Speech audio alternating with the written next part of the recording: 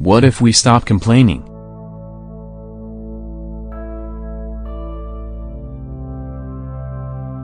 This might seem like a simple challenge, but it's harder than it seems when you realize how much time you spend complaining throughout the day. Too much.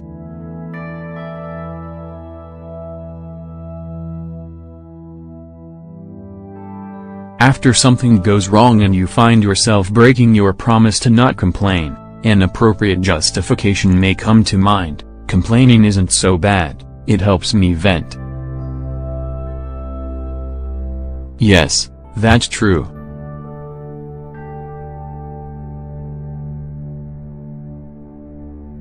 Complaining can help you free yourself from frustration, anger, and many other feelings that you don't want to have. Sometimes, however, you will find yourself complaining about anything, even the small things. People have become pathological complainers.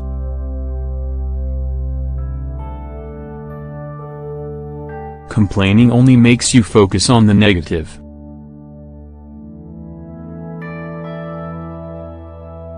You don't allow yourself to see the other side of the coin.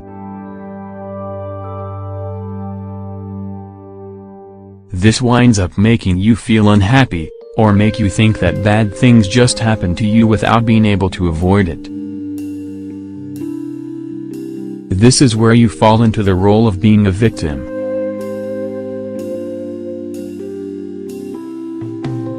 Complaining also keeps you from making decisions.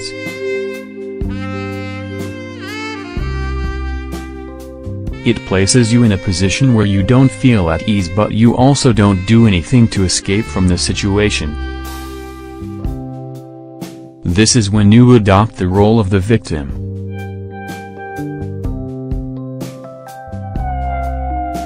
You are not bound to it, however.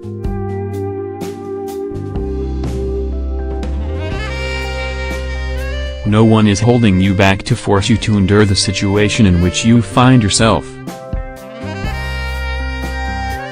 Making a decision is always difficult, however, and can cause a good deal of laziness. After all, it's easier to stay within your comfort zone and complain from there. This attitude will not only allow you to focus on the negative, it will also cause your life to gradually become filled with negativity everywhere.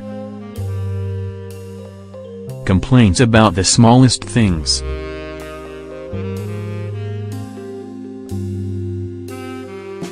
A glass that falls and breaks could certainly elicit a complaint. It's such a drama. But if you analyze it with a little perspective, you'll recognize that it's not so bad. This can also happen to you when you find yourself in a situation that you don't like. This could be living with your in-laws or having to put up with a supervisor who doesn't treat their employees as well as they should. You might not do anything to get out of that situation because you're afraid and can find justifications to stay that are actually the result of your insecurities. In the end, you wind up merely complaining about the most insignificant things. This becomes a way to manifest your extreme discomfort. The problem is that instead of being aware of this, you think it's normal. People tend to grow accustomed to things instead of analyzing them and recognizing them to make better decisions and improve their lives. When you do this, you choose to be unhappy.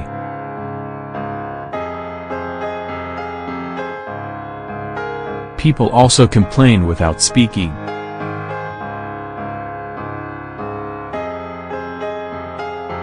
Your mind can also complain, judge, or criticize. You just don't give it the same level of importance because the words never leave your mouth. The effect on your attitude and your life is the same, however.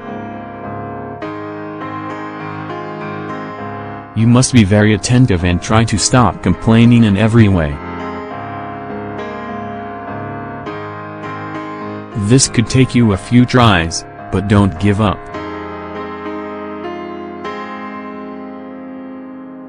Once you manage to go 24 hours without complaining, you'll realize that you can be more positive, that what's happening to you isn't so dramatic after all, and that there's always a positive side to things. Don't call it quits once you achieve one day without complaining, either. Try going 2 or 3 and as long as you can. The way you think and see what's happening around you is very important.